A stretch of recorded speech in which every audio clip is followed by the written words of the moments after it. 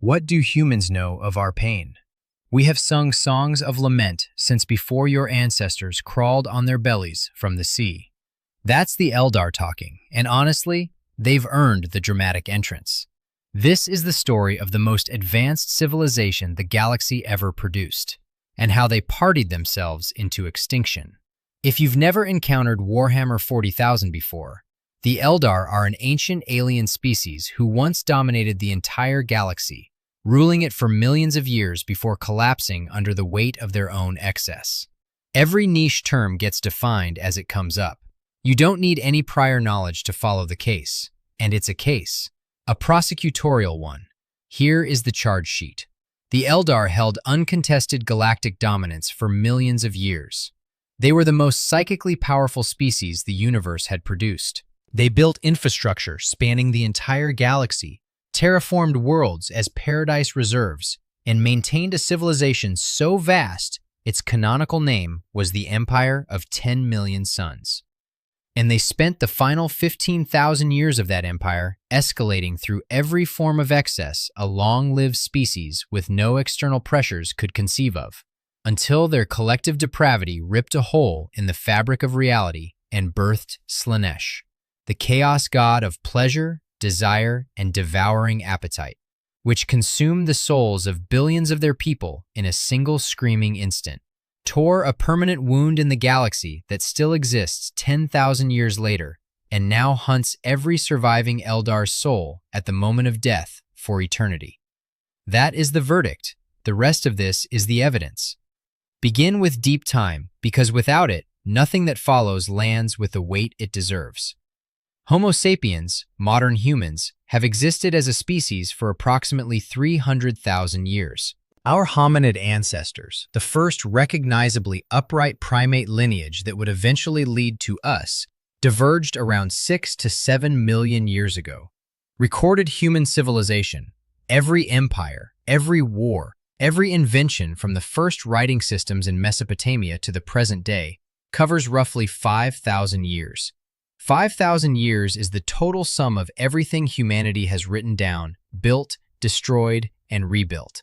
The Eldar's golden age began before humanity had even discovered fire. Their dominance period lasted millions of years by the setting's own account. Canon is deliberately imprecise about the exact figure, describing it as millions of standard years, without a hard number. But the lower bound is enough. When the Eldar civilization was already ancient, already an established galactic power with infrastructure spanning multiple star systems, the primate ancestors of humans were walking upright on the African savanna for the very first time and were millions of years away from becoming anything worth noting. The Eldar didn't just have a head start. They operated in a temporal category so different from human civilization that the comparison barely registers as a comparison. Their empire was named the Empire of 10 million suns. Not a confirmed duration, but a territorial declaration, a title that tells you exactly how the Eldar thought about their domain. Not in years, in stars. They maintained maiden worlds scattered across the galaxy, dead planets they had terraformed over thousands of years each into lush, preserved paradises, kept pristine and unindustrialized, distributed like aesthetic reserves across the stars. Terraforming a dead rock into a lush paradise, and then barely inhabiting it because there were so many others to choose from. This is the behavior of a civilization that has achieved more than it can use and started optimizing for beauty as a default setting. They pushed the orcs, an ancient, aggressive, and biologically formidable species that has been a persistent galactic threat since before recorded time, to the far fringes of the galaxy. Not to extinction.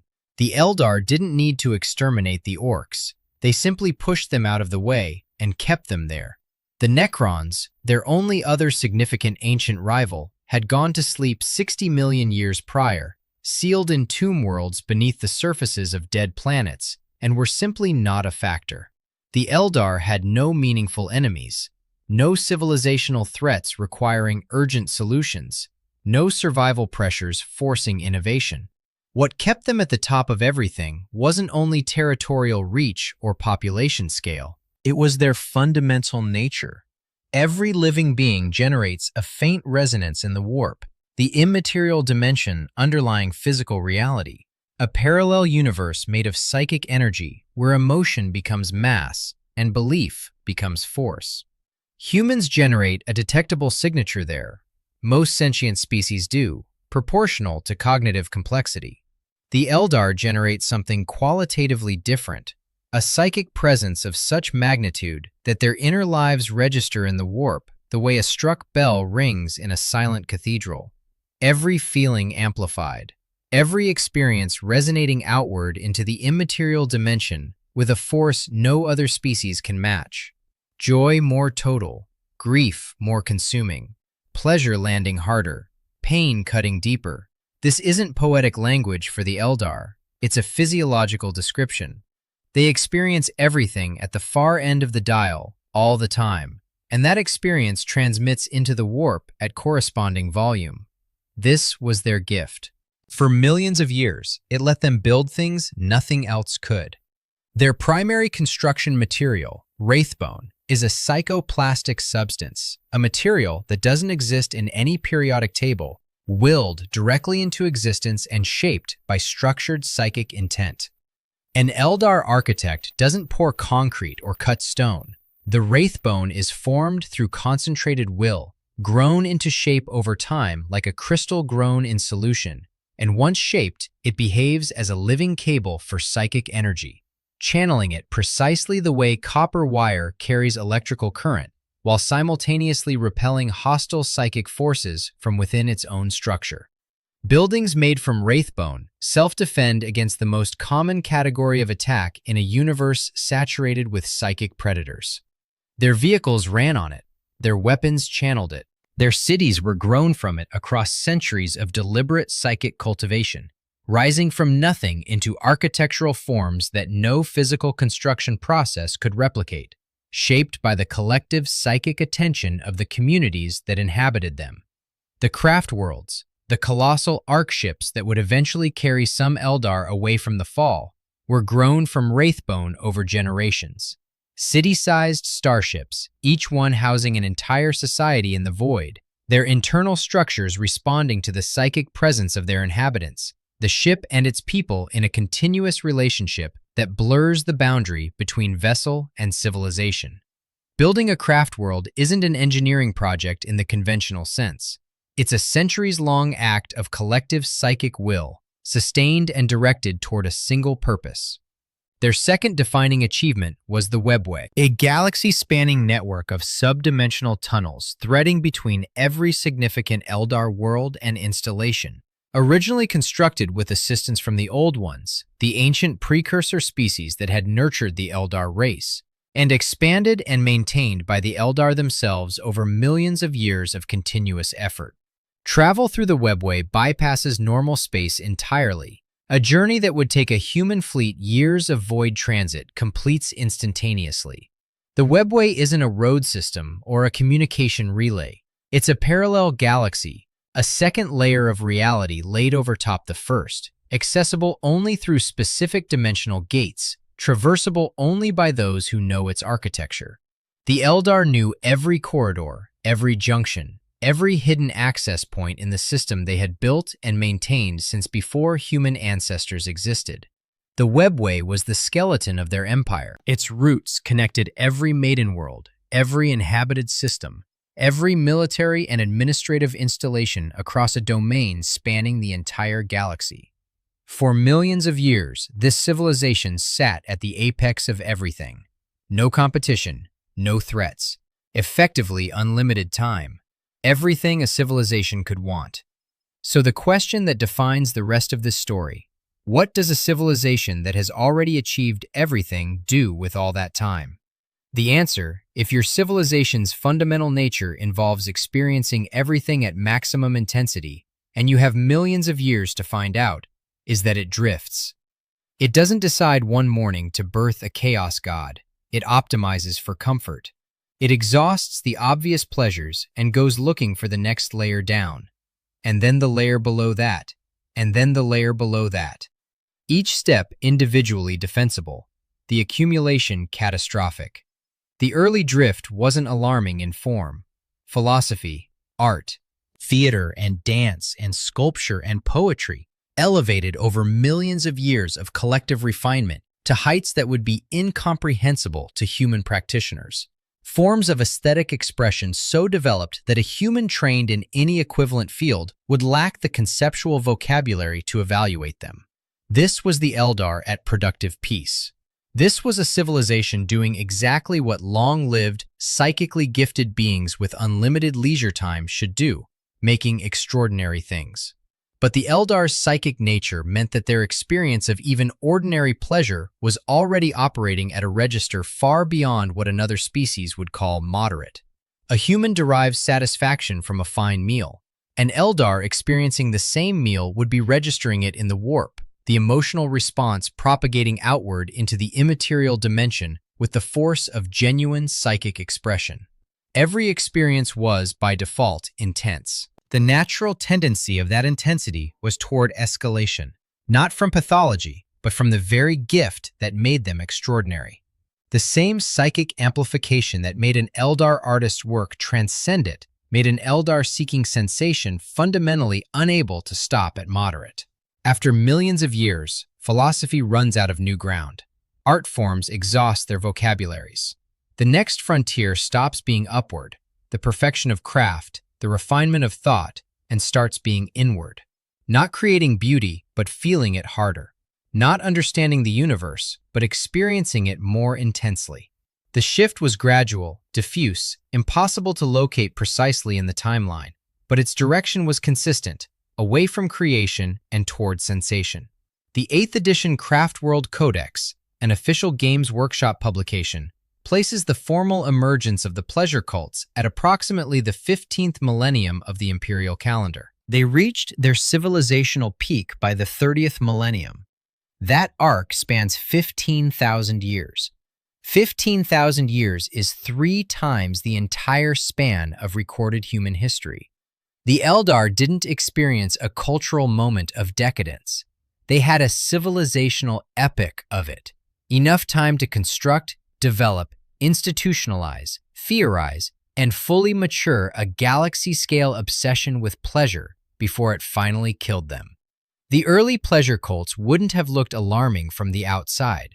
A community organized around the deliberate pursuit of a particular sensory or aesthetic experience within a civilization of millions that had spent millions of years refining its appreciation for every form of experience imaginable would have been unremarkable. The Eldar had always pursued experience with intensity, a cult dedicated to the perfect expression of a particular taste, a particular music, a particular physical sensation. This looked, in the 15th millennium, like a subculture, an enthusiast community, an indulgence of the Eldar's natural tendency toward obsessive refinement, applied to something simpler than philosophy. The mechanics of escalation are universal and relentless. A stimulation that produced a significant response last year produces a lesser response this year if the stimulus is held constant. To maintain the response, the stimulus must increase. For humans, this escalation curve operates on timescales measured in months or years. For an Eldar working on a timeline measured in centuries, with psychic sensitivity that amplified every sensation beyond what human neurobiology can approximate, and with access to the accumulated technological and chemical knowledge of a civilization millions of years old, the escalation curve is slower and steeper and goes considerably further down.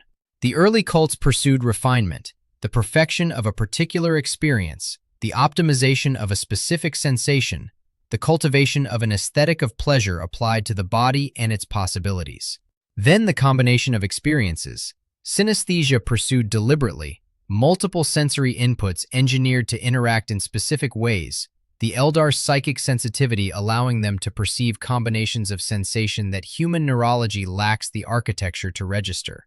Then extremity, not the refined version of an experience, but the maximal version, pushed as far as biology could sustain. Then, when maximum intensity of conventional experience no longer produced sufficient response, the exploration of prohibited experience.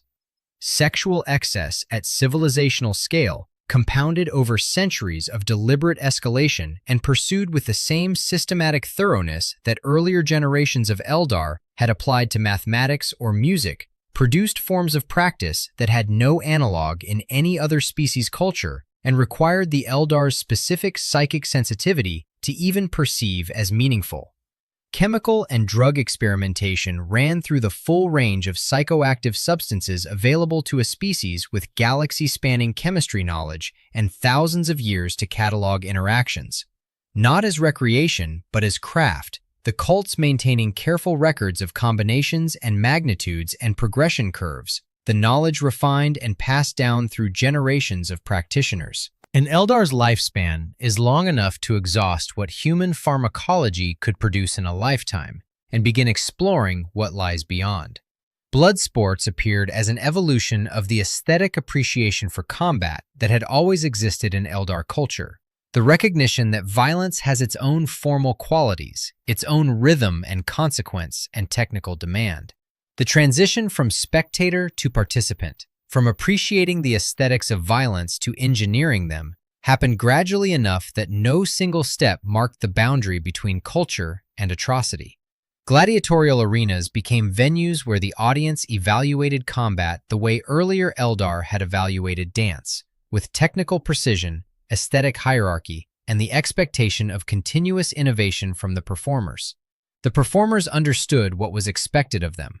The performances became correspondingly extreme. Self-mutilation emerged from the logical endpoint of sensation-seeking in a species that heals with unusual speed and can survive injuries that would be fatal to shorter-lived organisms. The body as instrument, modified and pushed past thresholds that other species couldn't survive long enough to reach.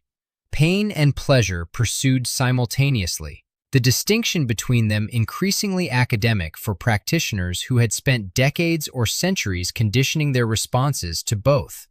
Augmentation, scarification, biological modification. The cults became, over generations, institutions with their own surgical traditions, their own pharmacopoeia, their own taxonomy of experience classified by method, intensity, and duration. And eventually, when all of these had been refined past the point of producing genuine sensation in their unmodified forms, the cults arrived at what their own logic had been pointing toward all along: murder as experience. Not murder as crime or war, murder as craft. The act of ending another conscious being's existence, staged and curated for aesthetic and psychic impact, evaluated by cult practitioners who had spent centuries developing the vocabulary for exactly this kind of appreciation. Torture not as punishment or interrogation, but as an art form, with its own technical standards, its own acknowledged masters, its own history of innovation and decline and revival. The torture cults became formal institutions, as organized and internally coherent as any guild or academy that had existed during the Golden Age, with the same pride in craft and the same dismissal of amateur work, applying those values to practices that had no analog outside the final centuries of the Eldar Empire's moral collapse. The cult leaders and their most committed practitioners didn't operate openly within the Empire's social structures as they had existed. They carved private territories within the webway itself, sealed pockets of subdimensional space, accessible only through specific hidden gates where no external law applied and no uninvited visitor could find the entrance. These webway enclaves multiplied over centuries of growth. They networked with each other through the webway's corridors, the cult leaders forming alliances and hierarchies that had nothing to do with the Empire's official social structures. Resources, slaves, knowledge, and practitioners moved between them through the subdimensional tunnels that had once been the Eldar's civilization highway, and were now also, invisibly, the private infrastructure of its predatory underworld. Over centuries of accumulation, the network of webway enclaves controlled by pleasure cult practitioners coalesced into something coherent, a hidden city within the webway itself, layered and interconnected, accessible from dozens of points across the galaxy, housing the most extreme practitioners of the Empire's most extreme subcultures in a space that was simultaneously everywhere and nowhere.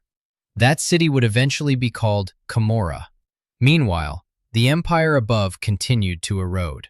The pleasure cults weren't a fringe phenomenon by the 30th millennium. They had grown from subculture to significant social force over 15,000 years of expansion, absorbing population and resources and institutional attention that had once sustained the Empire's broader functions.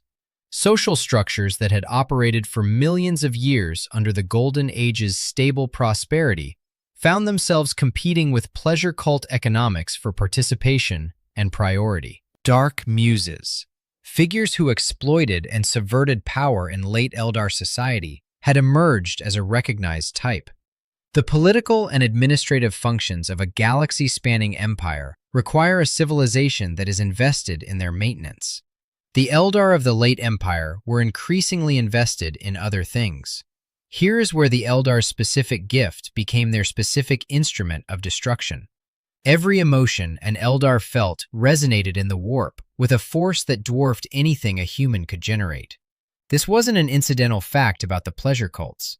It was the mechanism by which the pleasure cults killed them. 15,000 years of deliberate, systematic, institutionalized excess. Every act of sensation maximized. Every prohibited experience pursued to its extreme. Millions of practitioners across a galactic empire with the deliberate goal of intensifying their experiences as far as possible, fed enormous, sustained, emotionally saturated psychic input into the warp. All of it carrying the signature of desire, excess, pleasure, and the particular resonance of pain pursued for pleasure's sake. The warp responds to psychic energy. Patterns accumulate. Strong, consistent input of a specific emotional character coalesces over time into something with structure and eventually orientation. The accumulated resonance of the Eldar's excess, sustained across millennia and growing in intensity as the cults escalated through their arc, wasn't diffuse background noise in the immaterial dimension. It was a growing psychic mass, shaped by the nature of what had fed it, oriented toward desire the way a magnet is oriented toward certain metals. Not yet conscious, not yet a defined entity, but increasingly present, increasingly dense. As the cults reached their institutional peak in the 30th millennium, those Eldar with sufficient warp sensitivity to perceive the immaterial dimension clearly could see what was forming within it. The thing building there was vast. It had achieved coherence, a recognizable shape, a consistent character, an identity emerging from the accumulated psychic material of 15,000 years of civilizational excess. Manifestations of its developing consciousness began appearing in the warp before the birth event was complete. Proto-demonic entities shaped from the forming god's overflow, registering as warp presences to any Eldar sensitive enough to perceive them. The shape of what was coming was visible for centuries before it arrived. Some Eldar saw it. Some acted. The Exodites had been departing for far longer than the pleasure cults had existed in their mature form. An early branch of the Eldar population that sensed, even without the specific evidence of cult escalation, that the Empire's direction was incompatible with long-term survival.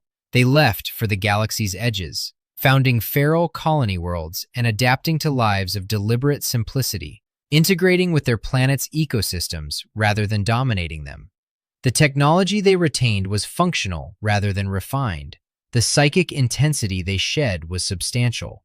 Distance from the Empire's core was their primary investment, and it paid out at the fall when the psychic shockwave, centered on the most densely populated regions of Eldar space, couldn't reach them with lethal force. Others who could read the signs chose a more deliberate form of preparation. Eldar, who perceived what was accumulating in the warp, the growing consciousness, the approaching threshold, began constructing craft worlds.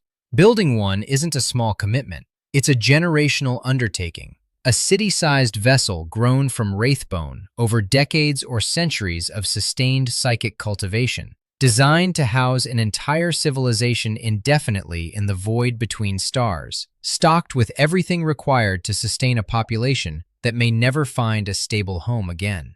An Eldar who began constructing a craft world in the final millennia of the Empire was making an explicit statement. I believe what is coming can't be survived in the core territories. I am building an exit. Every craft world was an acknowledgement of the catastrophe, constructed by Eldar who could see it forming and were choosing to survive it rather than prevent it. They were a minority. The majority of the Eldar population remained in the Empire's core territories. Whether they couldn't perceive what was building in the warp, or found the pleasure cults more compelling than the warnings coming from the margins, or simply couldn't accept that a civilization as vast and ancient as their own could actually end. The setting doesn't fully explain the psychology. What it records is the outcome. In the early 30th millennium, the accumulated psychic mass in the warp achieved consciousness. The birth of a chaos god isn't a quiet event. Slaanesh achieving sentience is, in the physical universe, a psychic detonation, an explosion of immaterial force transmitted through the warp and into reality at every point where the Eldar's own psychic nature made them susceptible to it. The shockwave obliterated the population of hundreds of Eldar worlds in a single instant, not killed through conventional means. The distinction matters. These weren't deaths in the sense of a body ceasing to function and a consciousness dispersing. The shockwave pulled Eldar souls directly into the newly awakened god's consumption at the moment of birth. Consciousness seized, identity dissolved. Billions of persons who had existed moments before converted into fuel for the entity their own ancestors had spent 15,000 years inadvertently feeding. The birth cry of a god aimed with perfect specificity at the species that built it. The scale of this wasn't a metaphor.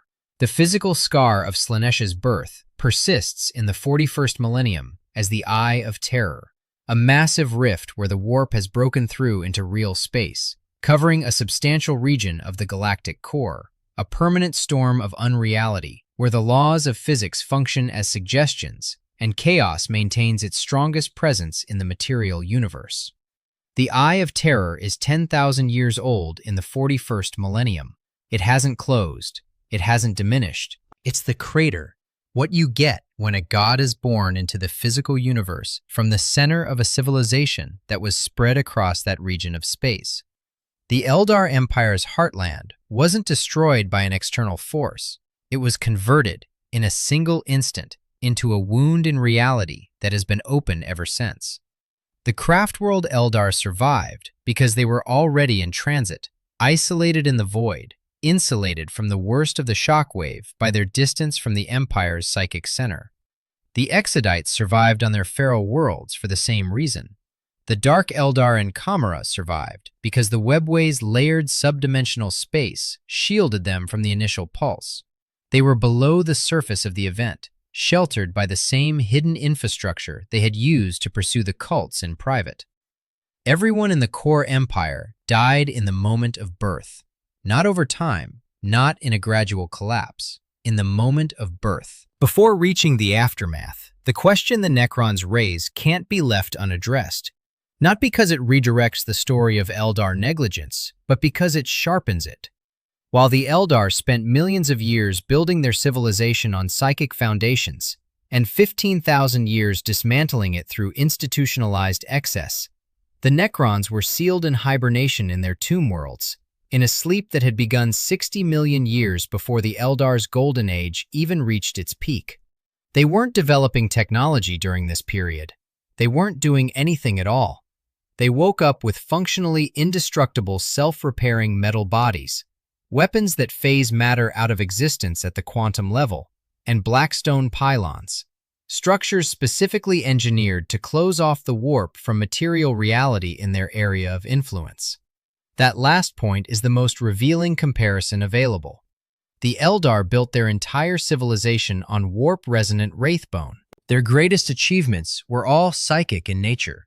They never developed anti-warp technology at scale because they were building with the warp, not against it. Necron blackstone pylons are designed to sever the warp's connection to the physical universe, Technology operating on principles derived from the Catan, the star gods, entities so ancient that they predate the warp's significance to how advanced civilizations build things. The Necrons didn't develop this capability through research. They received it from beings whose technological frame of reference predates the foundation the Eldar were building on. This doesn't excuse the Eldar's 15,000-year plateau of non-development. It explains the specific gap. The Eldar built extraordinary things for millions of years, then stopped building anything at all during the pleasure cult period. And what the Necrons received was from a different paradigm entirely. The pleasure cults didn't just end the Empire. They guaranteed that the Eldar's final era as a galactic power produced nothing. Every year from M15 to M30 that an Eldar spent in a cult enclave in the Webway was a year not spent extending the Webway, not spent terraforming the next Maiden World, not spent developing the next generation of craftworld design. 15,000 years of civilizational stagnation, followed by civilizational destruction. The Necrons woke up to a galaxy where the dominant species had spent the equivalent of 3 human civilizations on institutionalized hedonism. Now they are waking up in the 41st millennium to collect what the Fall left behind. And the Eldar are living with the permanent sentence for what their ancestors built. Spirit stones are the most quietly devastating detail in the entire Eldar story. Every Eldar alive today wears one, a crystalline gemstone bonded to their body, designed to capture their soul at the moment of death. When an Eldar dies without a spirit stone, Slaanesh is waiting.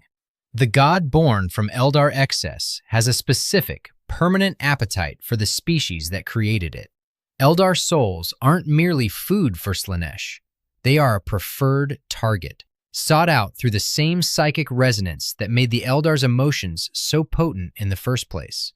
Without a spirit stone at death, an Eldar's consciousness is consumed in the moment it departs the physical body. Not dispersed, not passed on, devoured. The spirit stone captures the soul before Slaanesh can reach it. Dead Eldar souls held in their stones are eventually carried home to the craft world and transferred into the Infinity Circuit, a vast psychic network built into the craft world's own Wraithbone architecture, functioning as a collective afterlife for the vessel's dead. The souls of every Eldar who has died since the Fall, preserved in the living structure of the ship, contributing to the craft world's psychic resonance and occasionally consulted by the living when circumstances are sufficiently desperate. It's the only form of continuation available to a craft world Eldar. It's fragile in the way that craft worlds are fragile. If the ship is destroyed, every soul stored in its Infinity Circuit becomes immediately accessible to Slaanesh. The Eldar dead aren't safe. They are protected, specifically and continuously, from a god that has been hunting them for 10,000 years. Every Eldar alive today carries a gemstone to trap their own soul at death. They built the entity that makes this necessary. The craft world Eldar responded to the Fall with the most comprehensive system of emotional self-management ever constructed by a sapient species. The Path system assigns each Eldar a single discipline: warrior, seer, artisan, one of dozens of specific vocations, and they dedicate themselves to mastering it across decades or centuries before moving to the next. The discipline of specialization provides controlled emotional focus, channeling the Eldar's natural intensity into a defined domain rather than allowing it the free range that fed Slaanesh. The psychological mechanism is explicit. The same psychic amplification of emotion that made the pleasure cults so catastrophically effective is the trait that the Path system is designed to contain. The Eldar built a civilization-scale psychological management framework and chose to live inside it voluntarily, because the alternative is to drift toward excess and demonstrate, again, what 15,000 years of that drift produces. The Path system isn't a cultural tradition or a religious observance. It's an engineering solution to a specific technical problem. A species whose emotional intensity, if unmanaged, generates warp resonance sufficient to feed a chaos god must manage that intensity indefinitely and permanently, or accept the consequences. The craft world Eldar accept the constraint. They practice it continuously. They will practice it until there are no more of them left to practice it. The Dark Eldar in Camorra are managing the same problem with a radically different solution. And the solution is considerably more honest about what the pleasure cults were always moving toward. Slaanesh can't be appeased or contained. The god drains Drukhari souls continuously, not just at death, but in an ongoing slow consumption from the moment of birth, a permanent claim on every Dark Eldar life that begins as soon as that life begins. The countermeasure the Drukhari found is pain, specifically, harvesting the psychic energy of suffering from other beings in quantities sufficient to drown Slaanesh's claim in incoming resonance. An individual Drukhari can sustain themselves in the short term by torturing a single victim. Sustaining a city requires an industrial supply chain of beings capable of experiencing intense suffering on a continuous basis. Camorra's entire economy is structured around this requirement. Its raid fleets scour the galaxy for anyone who can be taken alive. Its gladiatorial arenas, its torture chambers, its elaborate systems for extending the survival of beings who would otherwise die too quickly to be useful. All of it exists to generate the pain resonance that keeps Camorra's population's souls intact. The pleasure cult practitioners retreated into the webway to escape the initial shockwave and discovered that the god their practices had assembled wasn't only present, but hungry specifically for them. The response to being continuously drained by the entity you created was to begin draining other beings instead, to offset the deficit. The torture cults of the late Eldar Empire, which murdered as art form, became the Drukhari of the 41st millennium, who torture for metabolic necessity. The aesthetics survived. The underlying logic remained consistent. The difference is that now it's compulsory. The Exodites, on their distant feral worlds, survive as small populations insulated from the worst of Slaanesh's attention by their numbers and their distance. They are the branch of the Eldar that recognized the earliest that the Empire's direction was wrong and acted on that recognition when they still had time to act. Their reward is survival in a reduced form. Pre-industrial, limited in population, marginal by any measure of what the Eldar once were. Survival, but demonstrably survival. In the 41st millennium, the most recent development in Eldar history is the emergence of the Inari, followers of Iniad, an Eldar god of death forming slowly within the infinity circuits of the craft world since the fall, accreting from the accumulated preserved souls of the Eldar dead. The working theory is that if enough Eldar souls accumulate in infinity circuits, rather than being devoured by Slaanesh, Iniad will eventually achieve sufficient power to confront the Chaos God directly. A deity growing from the carefully preserved dead of a dying species, built to fight the deity that grew from that species' living excess. The only viable long-term survival strategy available to the Eldar in the 41st millennium is to hope that their collective mortality, sustained and preserved and eventually totaled, becomes powerful enough to challenge what their collective depravity created. By the time of the 41st millennium, roughly 5 Eldari generations have passed since the fall. Most Eldar alive today were born into a universe where the empire they destroyed no longer exists. They know the fall as history, not memory. They practice the path system and wear their spirit stones and maintain their infinity circuits not because they remember what was lost, but because the consequences of what was lost are permanent, active, and woven into the fabric of their daily existence.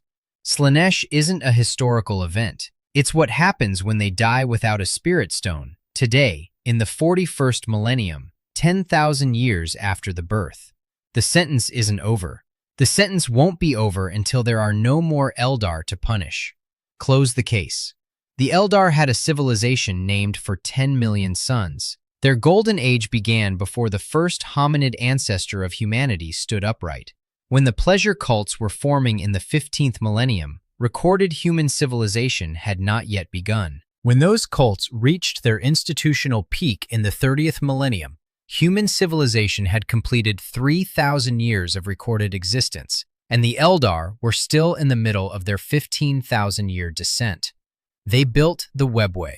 They built wraithbone cities and city-sized ark ships and paradise worlds scattered across an entire galaxy. They psychically dominated a universe that had no answer for what they were. Then they ran out of external challenges, turned inward, and industrialized sensation across 15 millennia until the accumulated psychic resonance of that effort achieved consciousness in the warp and consumed them. Hundreds of worlds obliterated in the instant of birth. The Eye of Terror, that permanent wound in reality, still open and still growing 10,000 years later. Every surviving Eldar carrying a gemstone to catch their soul at death. The descendants of the pleasure cult practitioners running an economy of industrialized suffering because the god their ancestors pleasured into existence won't stop eating them. A dying species, their total galactic population counted in the millions, slowly accumulating their dead in the hope that death itself eventually becomes their salvation. The Eldar have been singing songs of lament for 10,000 years. They earned every note. Subscribe for more stories like this.